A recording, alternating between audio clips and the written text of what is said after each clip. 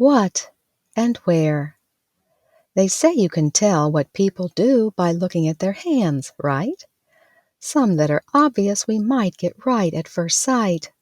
If a man has grease-stained hands, the guess is probably good, that either by profession or hobby he's often tinkering under the hood. People with stains like these are those who paint at work or at play, and the hands of a potter might often be coated with clay. Soil around nails may give it away that one is a gardener or farmer. Dry chapped hands a dishwasher. Cuts a butcher or barber. Hands with protective gloves may be those of a nurse, a doctor, or medic, unless it's a time when many wear masks and gloves like in a pandemic. Hands that are soft maybe haven't worked quite as hard, or maybe just less. And a myriad of jobs aren't evident in hands, and so we might often misguess. Being blind, Helen Keller often learned through touch. By feeling others' hands, she could know very much. She was right about people in certain cases. She's been quoted as saying that hands are more honest than faces. For faces may try to conceal, but hands reveal. Though hands don't speak, they're telling to others what's real. That's a brief look at the hands. But what about the feet? Might they also add details so pictures are more complete? Hands may tell what we've done and what we currently do, but feet can provide another type of clue.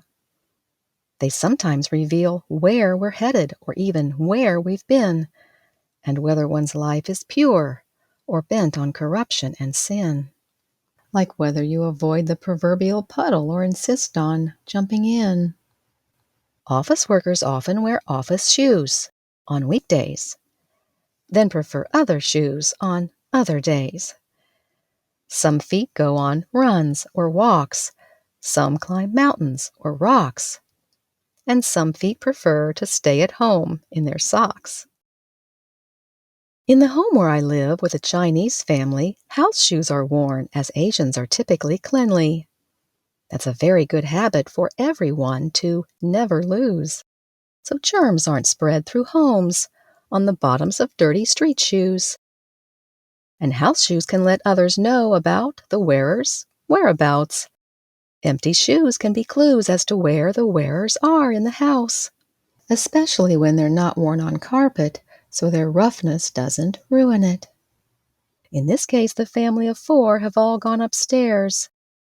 When the housekeeper's shoes are there, she's likely up doing some laundry of theirs. But when they're outside her door, she's maybe resting from her cares. House shoes left by these doors have each been exchanged for outside pairs, perhaps just to walk or to check the mailbox or for sunshine and semi-fresh air. But if the wearer's car isn't there, he or she could be anywhere. So feet and shoes can sometimes show the places where people have been, and sometimes where they are now in the house and even which rooms they are in. But what about where people are going? Can feet and shoes also provide that knowing? The destination choices may be few, depending on the type of worn shoe.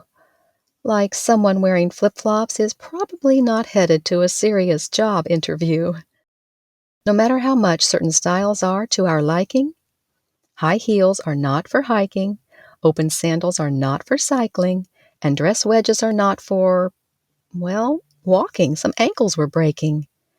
So yes, shoes not only can show which soil or streets we've been treading, they can also show in which direction we're heading, even morally speaking.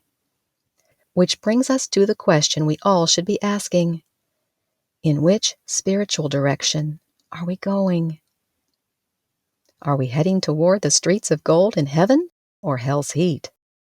Where we plant our feet can determine victory or defeat. Let's choose the upward way, God's heaven so sweet, I humbly entreat. 2 questions are the vital takeaways and seeds for sowing.